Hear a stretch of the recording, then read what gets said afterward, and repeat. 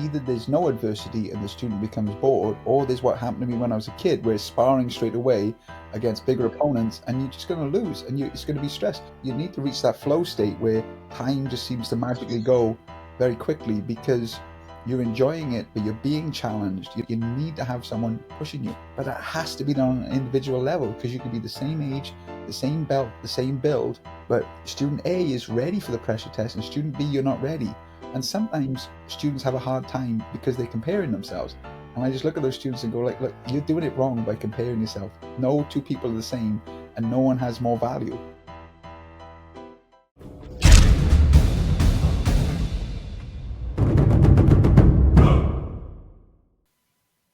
What's happening, everybody? Welcome back to another episode of Whistlekick Martial Arts Radio. My name is Jeremy, and I'm joined here today with Gus Rogers. Gus, thanks for being here. Looking forward to our conversation. And to those of you out there, if you're new or, I don't know, you had an aneurysm over the weekend or something, don't forget, whistlekickmartialartsradio.com is the place to go for everything related to this show. Transcripts, every single other episode. We've got over 1,000 episodes. You can go back, you can watch or listen to them all for free. Click on the links, the social media of the guests, all that good stuff over there. And while you're there, make sure you sign up for the newsletter. We email you only that newsletter anyway, because we've got different newsletters at Whistlekick. The Martial Arts Radio newsletter is just about this show. And we email you behind the scenes. We give you direct links to watch or listen to the episode so you can make sure you never miss one. And a thank you to Martialytics for their support. And if you are a martial arts school and you have not at least evaluated Martialytics, you should check them out. If you sign up for their 30-day trial and then mention us to them, they'll give you another 30 days to check it out. And from the feedback that we are getting, from what I'm seeing personally, Martialytics is pretty amazing. So, but Gus, I appreciate you being here. I've heard you're pretty amazing too, and I look forward to seeing all that unfold. There we go. How are you? What's going on? I'm excellent. Thank you so much for having me on the show. It's a real honor and a privilege. Thank you. Of course. So, you and I were talking before, and those of you who are watching this episode versus listening, and if you're out there, I know most of you still listen, but you got to watch once in a while. Sometimes there's some great stuff that happens visually. And Gus and I were talking about these pictures that he has over his shoulders of his family, where he's inserted himself and his family into movie posters, and they're absolutely awesome. And it's such a great idea. We were talking about that. And it's, to those of you out there who don't maybe know, one of the jobs that I have to do really quickly is find a place to build some rapport with the guest. Otherwise, it's two strangers talking, and strangers are always guarded, right? Like, and we've got this martial arts connection. Now I've got a better idea of who you are. And for example, I know I can say everything I just said, and it doesn't make you uncomfortable. You're like, yeah, that's like, we're here.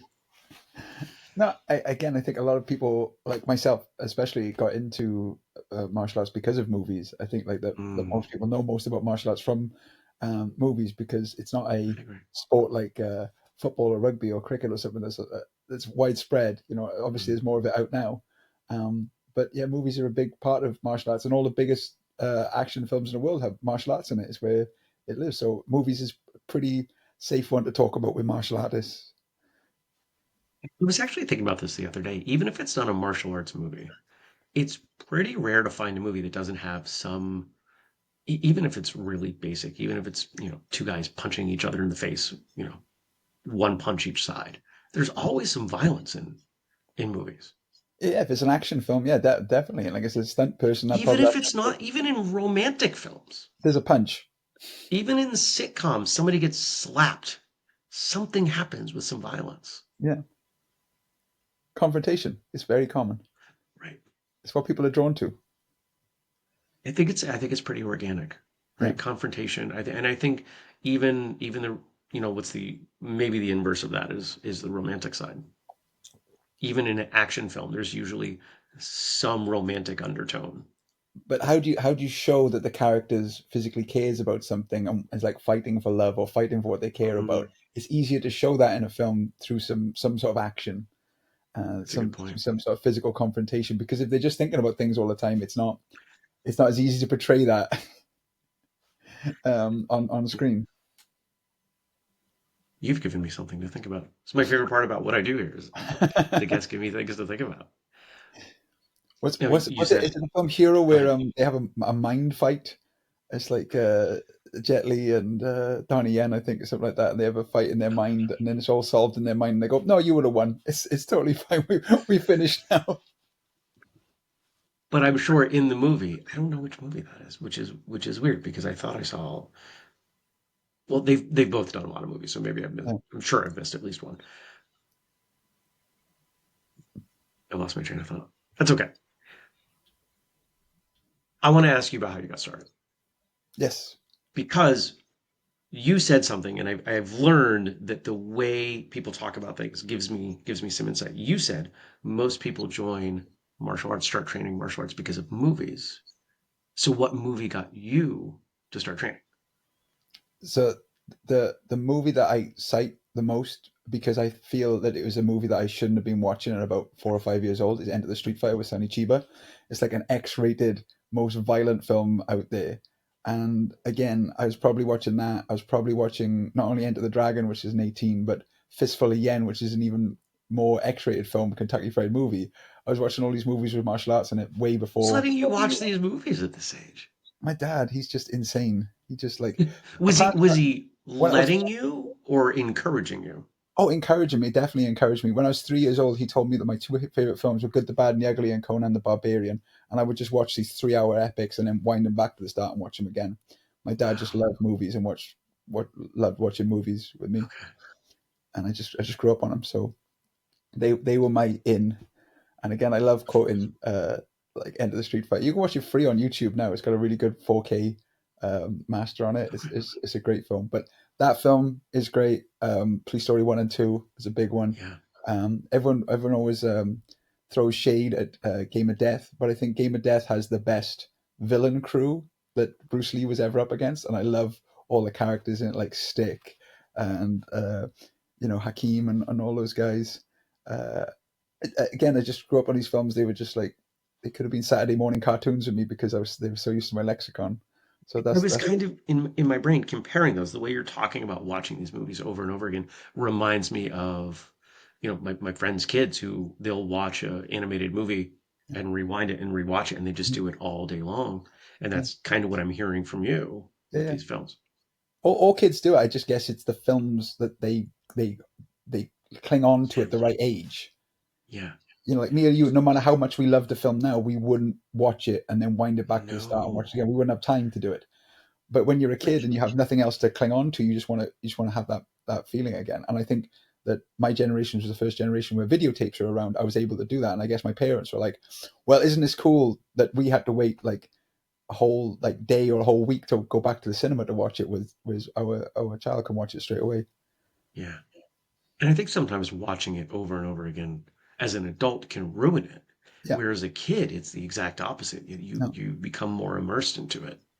yeah, And I do that now with movie, TV, music, food, right? Oh, I love this, but I don't want to have more of it right now because I want to make sure that it you want remains special. you want to be special, yeah, especially yeah. It's, Yeah. it's an experience, yeah. Mm, okay. So when did this movie interest transition into training?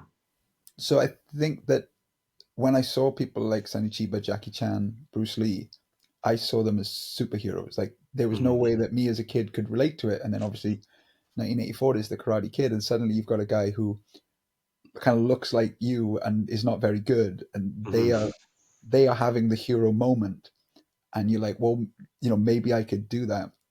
mm, So we moved to the town where I have my dojang now, Brimao, and I go to a club, and it's the classic story. You go into the leisure center, you don't know anything about the style you're doing. All I remember was they weren't wearing gis, and there were mm. lots and lots of sparring. And all I remember from the 3 sessions I went to was there were bigger kids than me because I was about 5 or 6, and I just got beat up the whole time, and I didn't learn anything. And the instructor was very unsympathetic. So at that moment, again, my movies are a real kind of kid brain just went, well, Karate Kid's real, Cobra Kai's real, and unless I can find a Mr. Miyagi type figure to take me off and train me privately, I'll never be good enough to even walk in the class. And that's how I felt. And that's when I went right back to my movies and went, well, I like movies. I guess I'll never do martial arts. Um, cut to 5 years later, my brother's in the exact same position I was in. We've moved to another new town, and he goes into his local leisure centre, and this time it's called Tangsado. And I don't know what Tangsado is.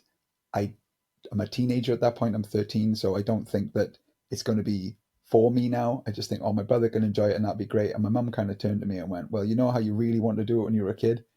She's like, this one's different. This instructor is patient, and it's not all about fighting and seeing who's You best. had the awareness. Yeah, That's pretty great.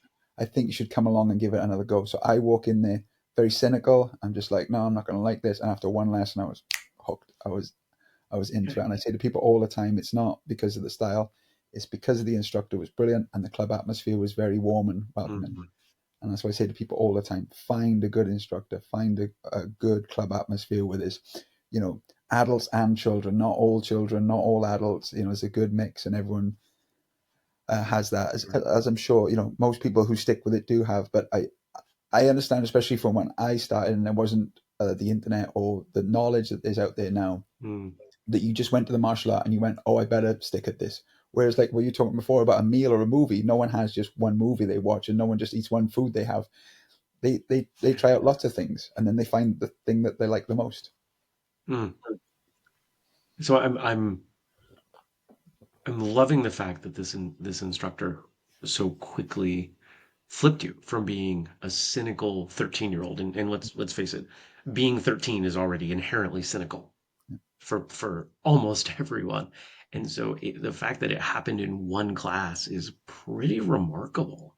What do you remember about that class and how I think you said it was a he, Yeah, yeah, how his name's he was Chris able to, Chris Long, and again, I will say his praises for the end of time, because I trained when my brother trained. Even my mum started after a while because she saw how much mm, he was helping us. Our whole family did it, and it was a really big part for us. And my okay. friends trained with him, and we all have this same memory of like, no, he was the best instructor. Like it doesn't matter if you train with him for a year or 5 years or whatever. What made him the best?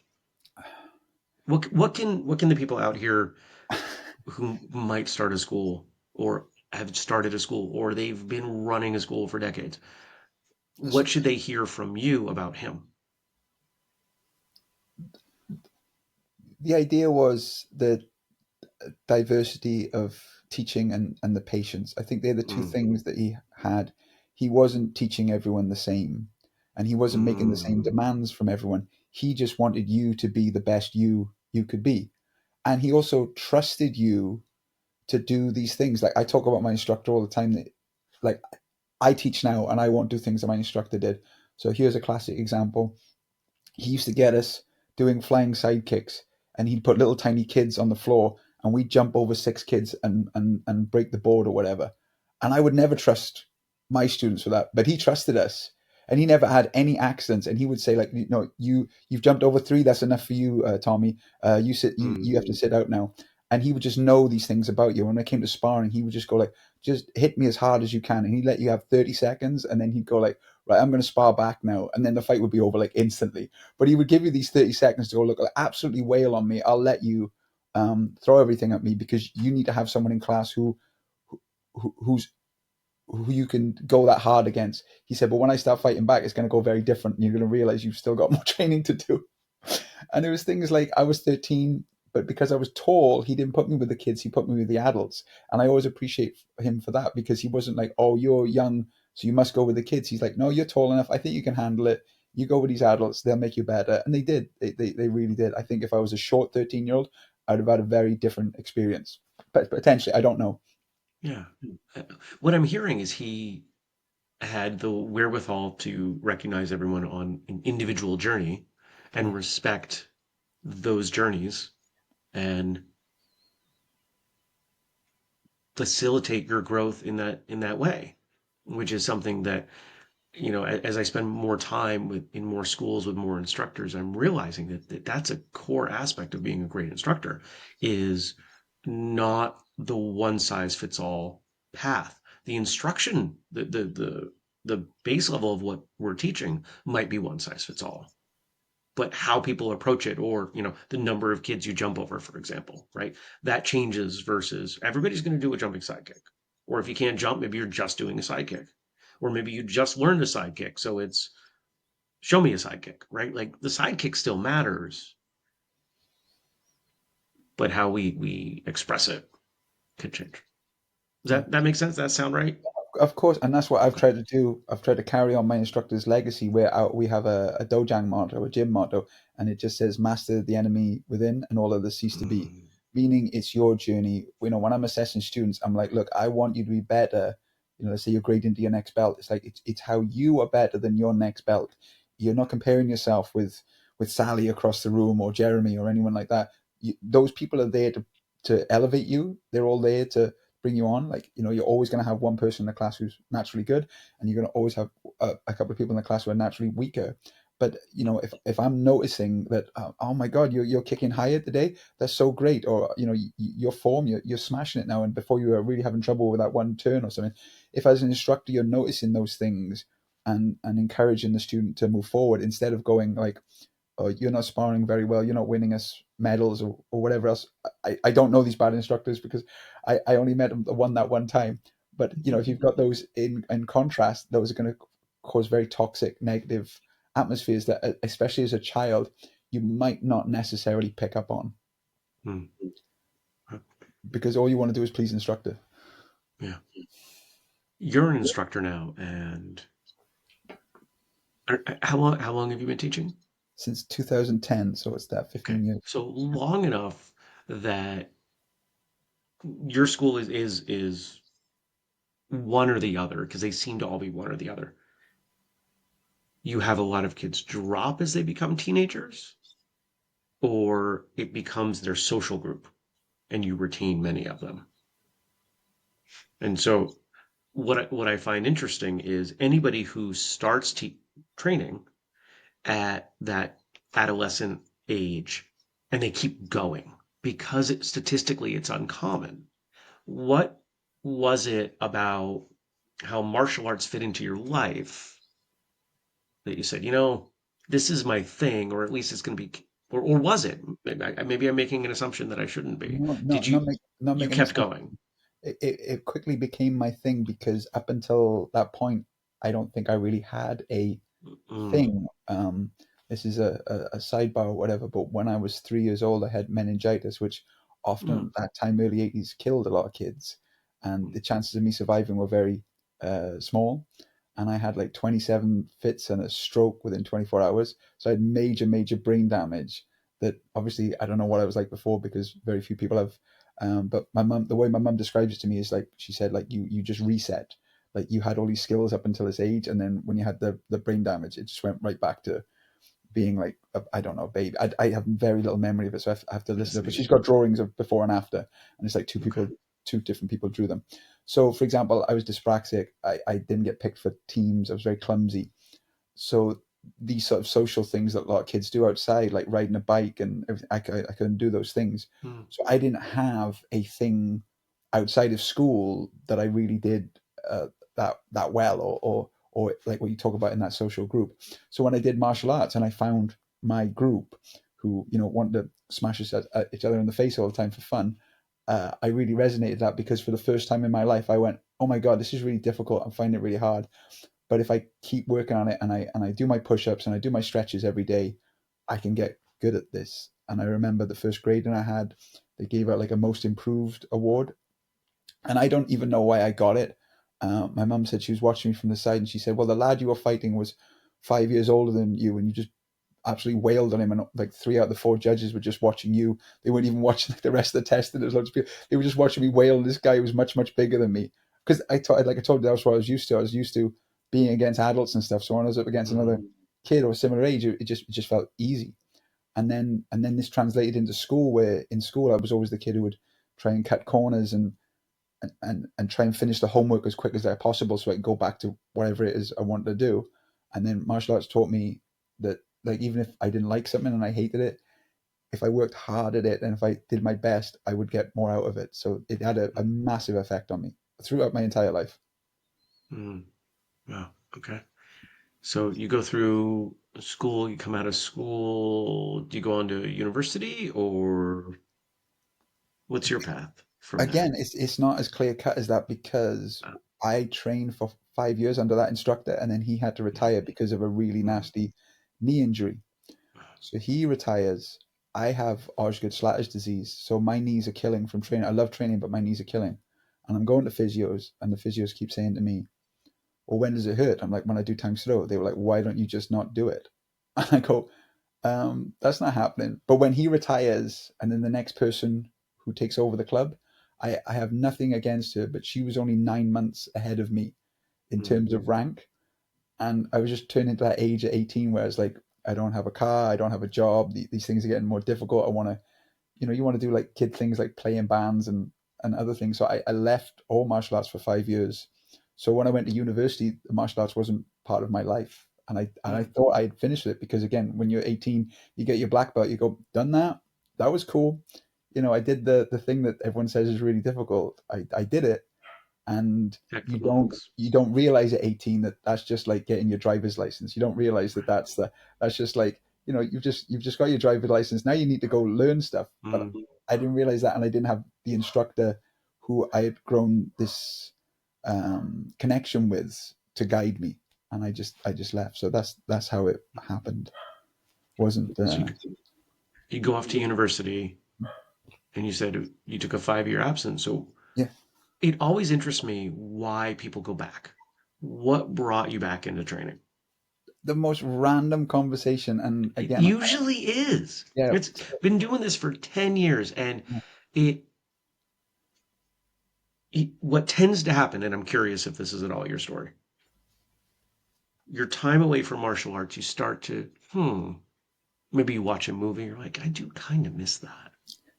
And you remember, those were some pretty good days. But it's rarely just the memories that get you to go back. Mhm. It's I want to put my kid in. Um, a friend of mine wants to start, and I figured I'd go with them. Right? There's almost always some external catalyst. So what was yours?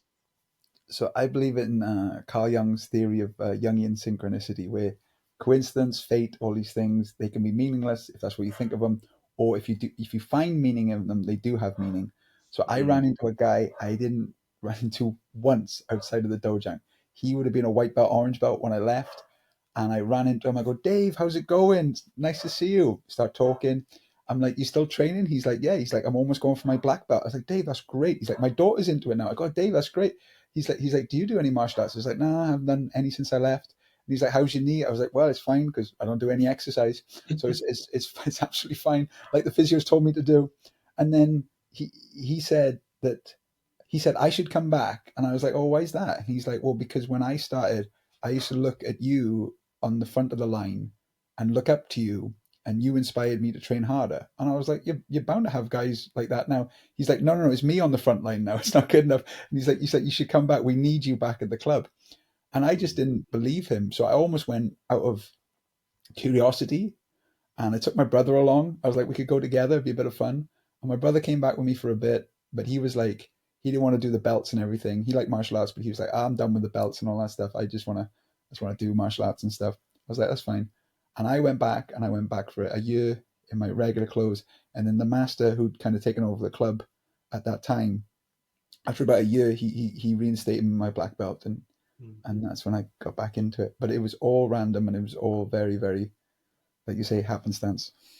What were those first few classes going back like? So hard. The first year was so hard because my brain kept. I remembered so much. It was so weird how much I Yeah. remembered. It was all like muscle memory to me, and my brain kept telling me I could do stuff, and then my body ached so much. And obviously, when I trained when I was a kid, you just made of rubber when you're a kid. So you just train. You wake up the next day. You don't even need to stretch. You don't need to eat right. Anything. But I'd gone back and I put on some weight, and I hadn't exercised at all. So, and I didn't know how to take care of myself. So I remember waking up with these intense cramps, like in the backs of my Mm. legs, and I'd be limping around university, going like, "Oh, I was," and everyone would just be looking at me strange, and I'd be going, it was literally like the scene in Fight Club where Ed Norton's walking around and he's just got the black eyes and the bruised. I was just like, this hurts so much, and yeah, it was a painful coming back into it. But I think everyone in the club, because like most of the people I trained with weren't there anymore, most of the people in the club just looked at me and went, "Who is this guy?" Like I remember one of the things that people would often say to me as I'd been that background, they go, "I want to jump kick like you jump kick." And I was like, "What do you mean?" And they were like, "No one jump kicks like you." And I'm going, I don't understand. Like, this is how I was taught. And whatever happened in the time I was away, like 5 years, seems like a long time when you're a kid, but now is, when you're older, 5 years is nothing. So I'm like, how could things have changed so differently from the time I left? There was definitely like a big change. And the only thing I can say is because it had a different instructor, like I was talking before. Different instructor, different way of teaching, didn't emphasize maybe jump kicks as much. And then I had this skill that everyone was like, I don't know how you do that. And I go, I don't know, I just always done it like that. Mhm. You brought up knee stuff, and I've got some knee stuff, which peaked for me actually probably right about that that same age that you were going back. I was 23, 24, and I wasn't able to walk downstairs. I had to walk down backwards because they were Wow. so bad. And it sent me on a journey.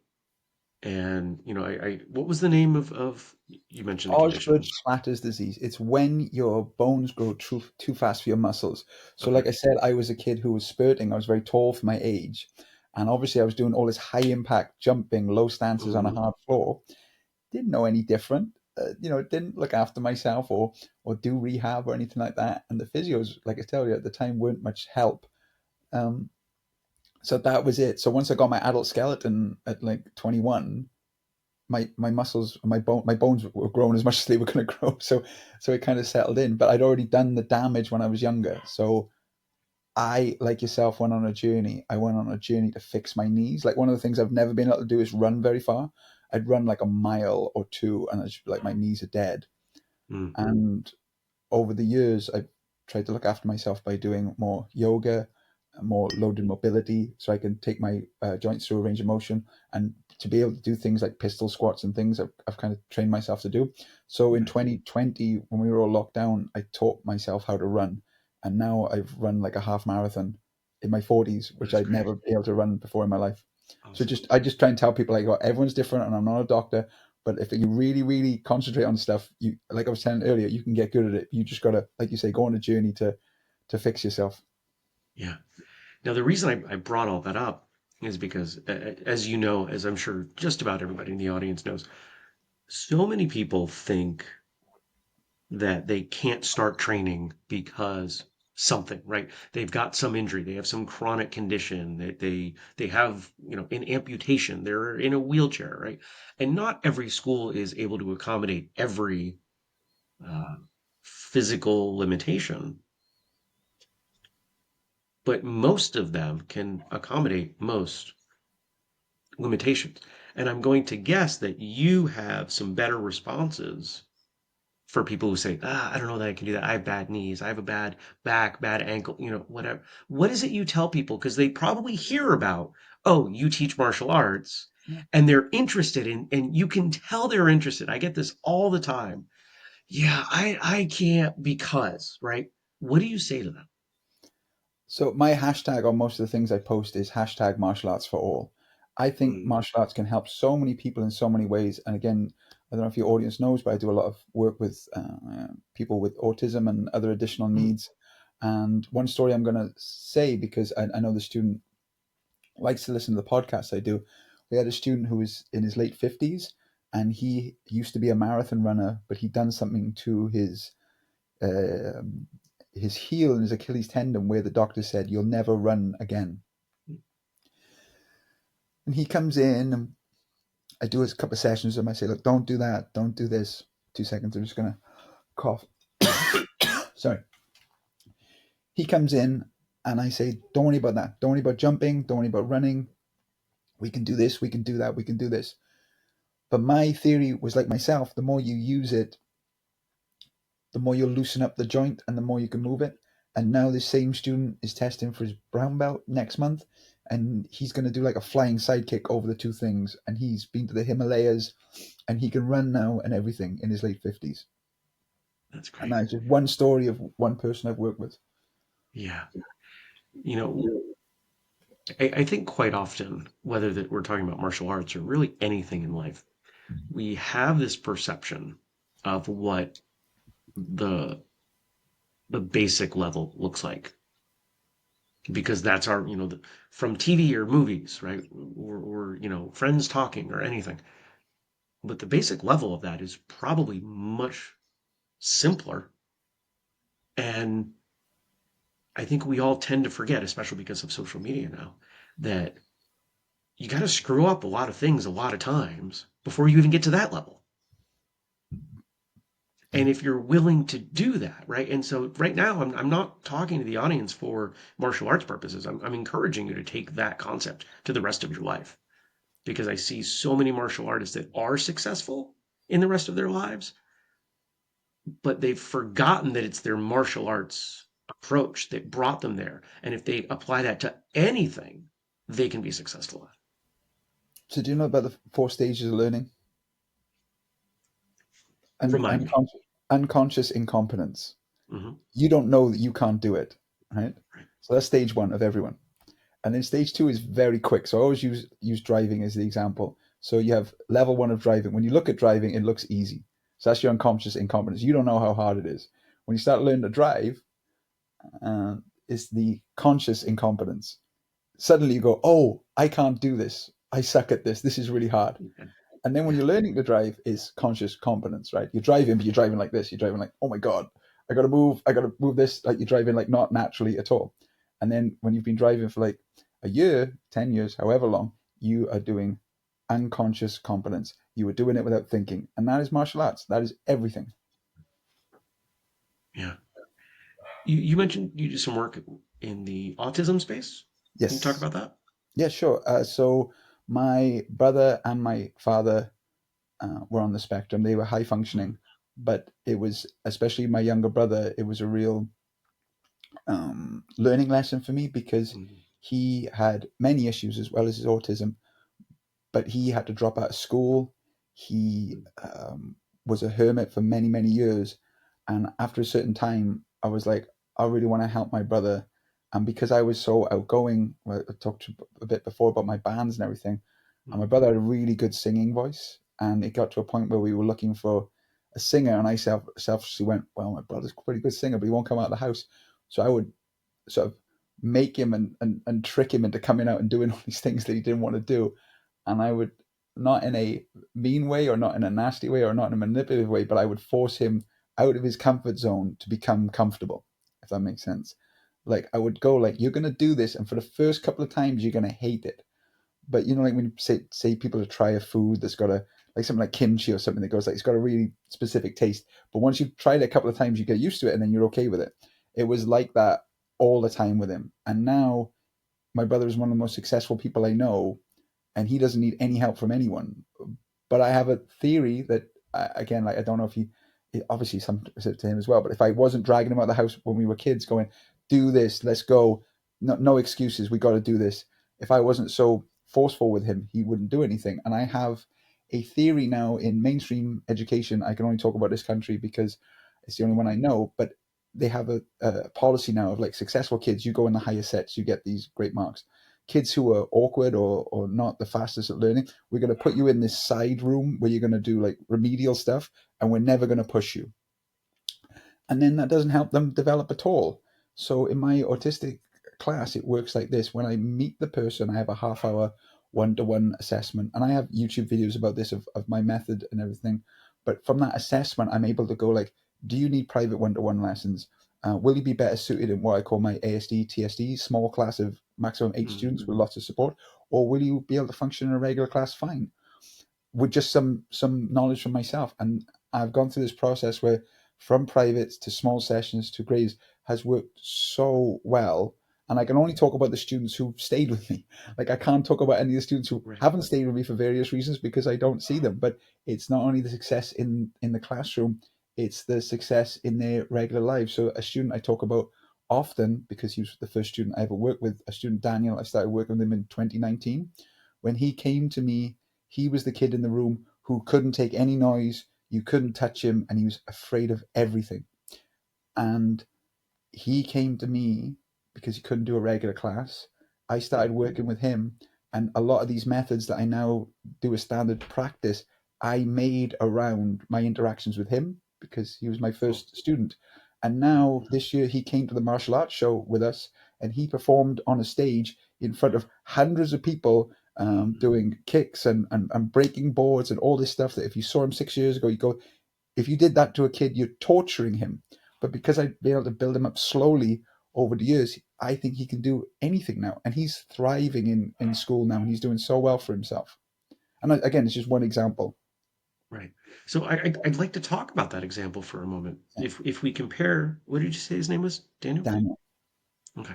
If we think about Daniel at the beginning, I would imagine his, if we were to chart out his progress, it's maybe the specific steps aren't the same as everyone else's, but the general path is probably pretty similar. Where's your comfort level? Let's challenge it a little bit. Let's find a way to do it in a way that feels safe. And you're, because you said you were started one on one with him, you're constantly looking for where can I challenge him? And maybe it's different day by day, but making him feel safe enough, providing some comfort in some aspects and just lather, rinse, repeat. And eventually you build up enough trust. Maybe you can challenge him a little bit more from time to time. Did it look like that? So our motto is build confidence, add adversity. That's not just for Mm, autism students. That's my whole mantra on okay. teaching martial arts. I think if you have a confident person, you can teach them 10 times more than if you have someone who's afraid of everything. Mm, So it's always trying to find these drills, these games, these exercises to get them into the highest stage of like, yes, I can do anything. And then when we're up there, you go, well, now I'm going to chuck you this little challenge here, and maybe you're failing there. But a very simple thing with Daniel the other day, he's a great student, he does so well, but he would do this thing when he couldn't get something straight away. It's just like a tick or an invoice. You go, ugh, like that. Like you could just see him get upset. And I was literally showing him how to do the basics of a 540 hook. That's how good he's got now. He's learning these kicks okay. that like Well, I would never teach any students. Yeah, I know. for those of you out there who may not spend a lot of time with spinning techniques, jump spinning techniques, a 540 is 1.5 rotations Yeah, yeah. off the ground. It's really hard. Like it's not part of our syllabus, but he was trying to learn this kick that I do. And Yeah. I said, Daniel, it's going to be really hard, buddy. All we're going to do is jump, spin, and land on our same leg. That's all we're doing today. And before, if he failed, he would be like, ugh. And we did it like a bunch of times, and he didn't do it once. And when he landed it, he was so happy. He literally jumped up in the air and like pumped his fist. He was so happy. And It's that's his awesome. journey. It's just Yeah. he doesn't do this tick that was like, and I never have a go at him for it, but I would just talk to him and go like, Daniel, if you do this in front of another person, they're going to think that you mean it at them. Does that Mm, make sense? Like, I would talk to him like the social interactions of it, like of how other people will perceive it. I was like, it doesn't bother me that you do this, but other people might think that you are frustrated with them. So you have to be very careful of how we are in front of other people. And there's stuff like that I talk to him about all the time, and he really takes it on board.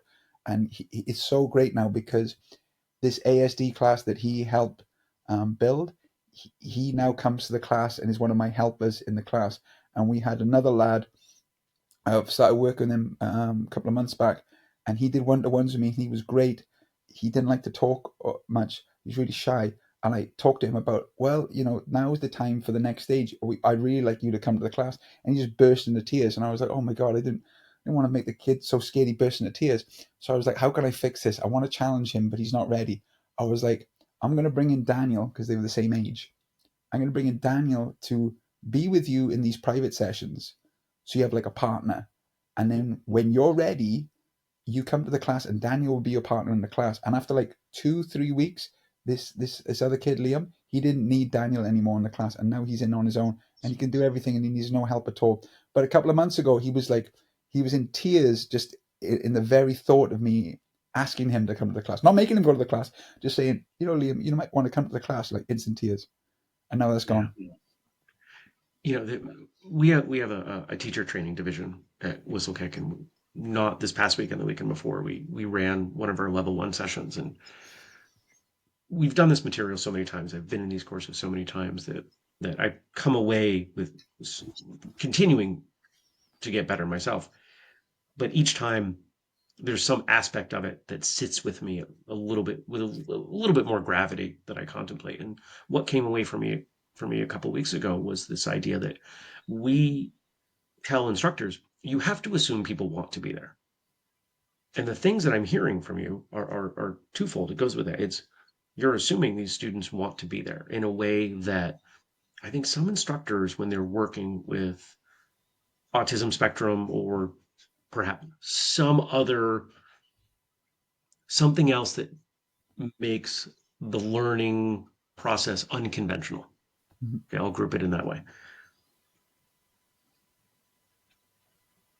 But then also, you have to assume that they can do it and that working together, you can find a way for them to do it.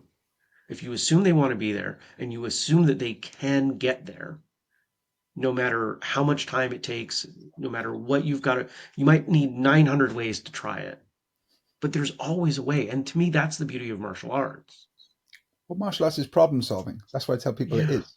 Martial arts is the best form of problem solving. Mm, I like that. Okay. How has getting better with this demographic of students changed the way you teach your general class? So, If that's an but the appropriate idea term. is that these students, do join the class. So, Hmm. whereas 5 years ago I might have had one autistic student, Hmm. period. Now I have an autistic student in every class, Right. and someone who's come up through that process because I've been doing it the last sort of four years. Yeah, there'll be someone in that class, and sometimes it's you know the, one of the lovely things I love about my students is that no one has any judgment for anyone, and I haven't told them this. It hasn't been brought up.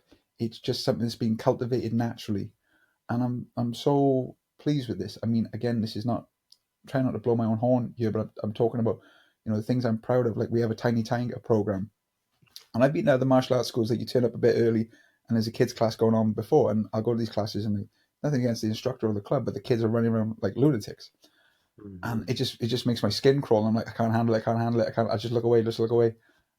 Because in my club, every time the children walk into the class, they just start stretching and they talk very softly to each other. And we have like zero policy, not allowed in the class. You'll run around. Don't worry, I'm going to get you to sweat your guts out running around. But before the class, you sit, you stretch, and there's no sudden movements or anything because we are warming up gently. And that's something I've cultivated. And now I don't have to repeat it because the kids, even though they're 5 or 6, they already know it. See what I mean? And it's the same Yeah. thing with this accepting everyone in the class. The class accepts everyone that they're going to have problems with it, so everyone's at everyone's level. And this has been cultivated over years and years. And it goes back to what my instructor did with me. So the way it's changed my teaching is I want to bring everyone on board, and this is how to find everyone to come on board. So I can see that like 2 or 3 students are struggling with a certain drill I have in mind, and I'm expecting to go at like a fast pace, like freeway pace class, and I find that like 2 or 3 students are struggling with it. So I stop the whole lesson and I go, right, we're going right back to the very basic to help out these 2 students. And then when these 2 students can get this, they'll be on this fast track with us and we can all go forward together. But if we leave these 2 students behind, they're just going to keep being left behind, left behind. So it's about having the courage and the time and the patience to go, no, it's okay to bring the class to a grinding halt to help everyone else forward. Are you okay with this? Kind of thing. Yeah. It's a team approach. Yeah. Yeah. Yeah. When you're talking about the younger kids and the running around, there's something and there's probably an actual term for this. I call it institutionalized culture. That if you have enough people that buy into a certain culture, if you add people slowly, they are, and this isn't always a bad word, indoctrinated into that culture. Yeah. And they get with the program. They're like, oh, this is what I do. Yeah. And I think a lot of schools don't build that intentional, that institutionalized culture with effort. Once if you get it right, it's hard to screw up. 100%. If you don't get it right, it's hard to improve. Yes. Yeah. Yeah. Now, I know you wrote a book. I know nothing about in my notes I have you wrote a book. Okay. That's all I have here You want in to hear front the of me. You want to hear the title of the book? Of course I do. It's a martial arts book. I need to say this first because a lot of people get confused. But it's called Recipes Do Not Make Delicious Meals. And from the front cover, it looks like a Okay. cookbook. Okay. Okay.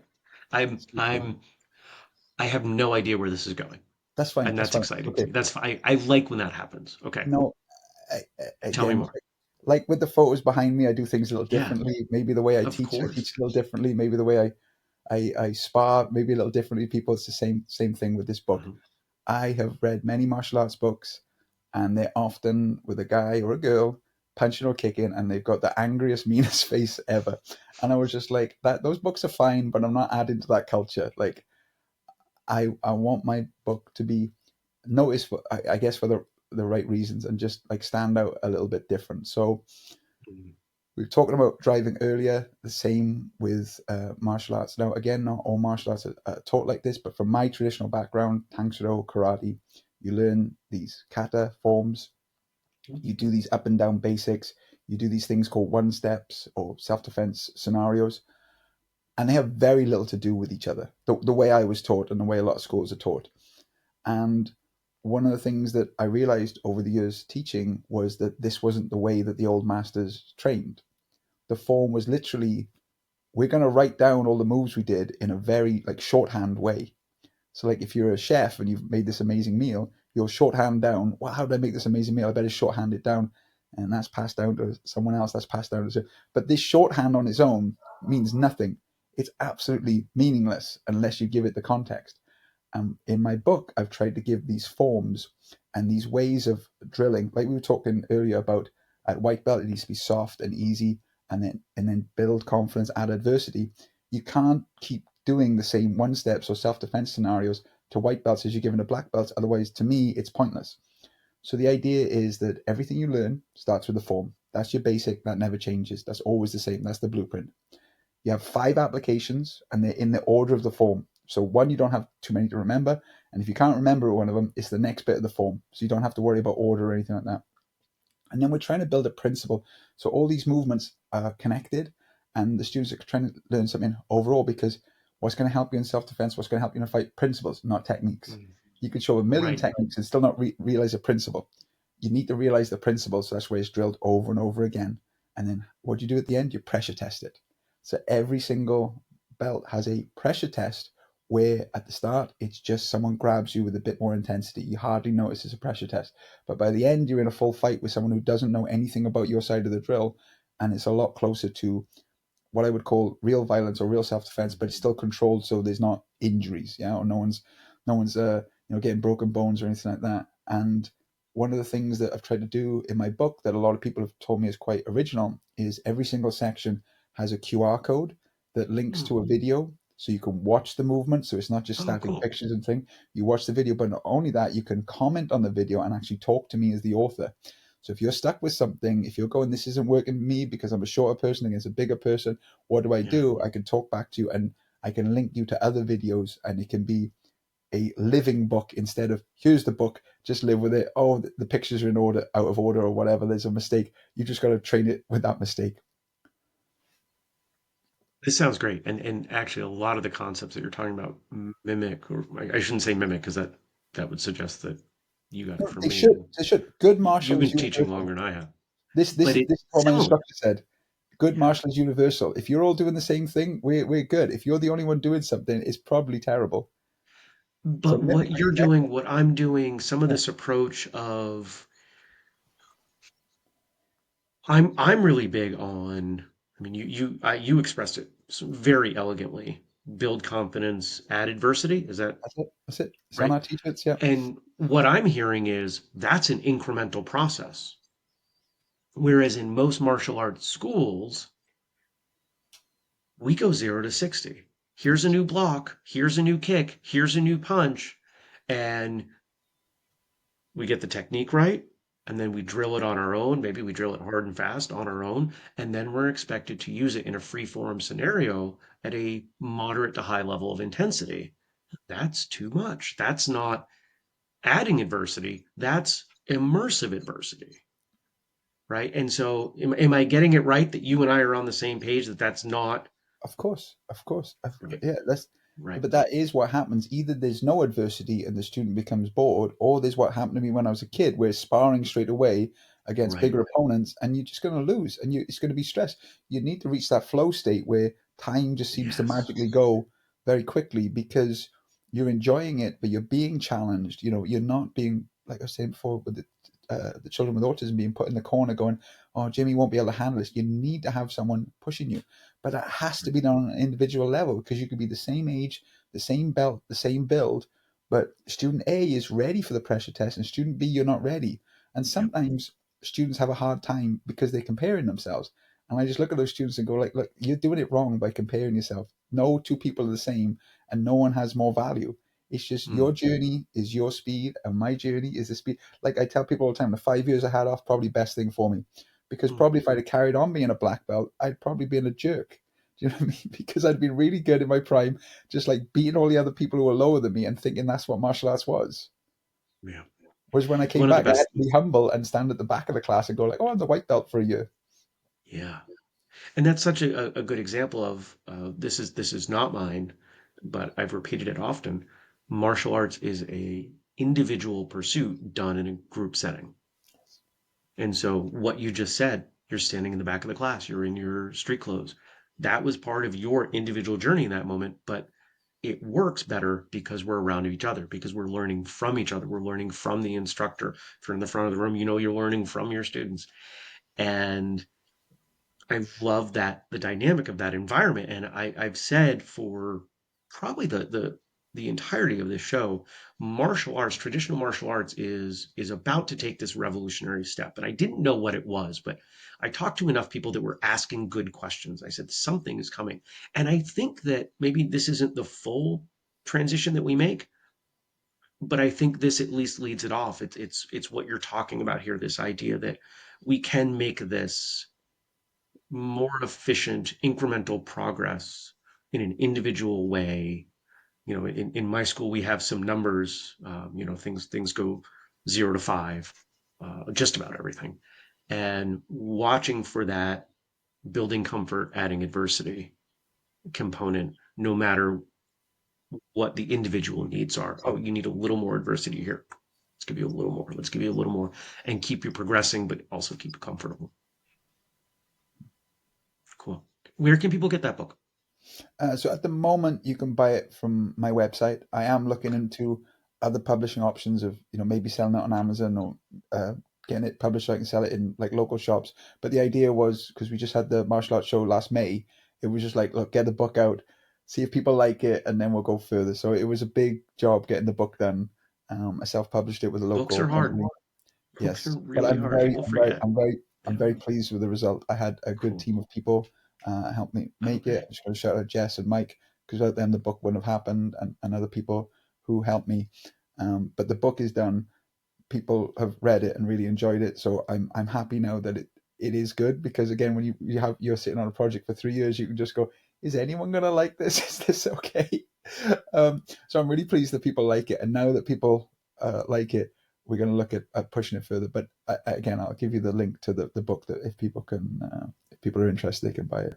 Nice. Yeah, and of course we'll put that in the description, but is it an easy enough one to say that will help people? What's that? The link to the website?